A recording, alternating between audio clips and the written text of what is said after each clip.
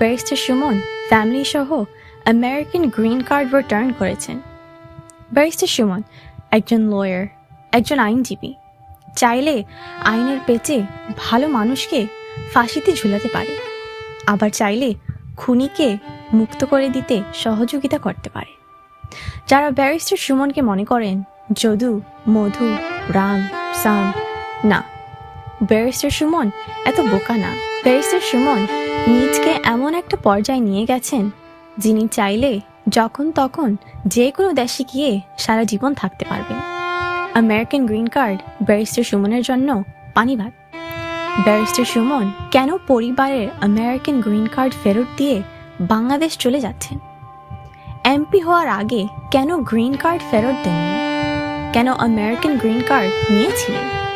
কেন এমপি হওয়ার পর এই কাজ করছেন? হিসাব একদম সহজ।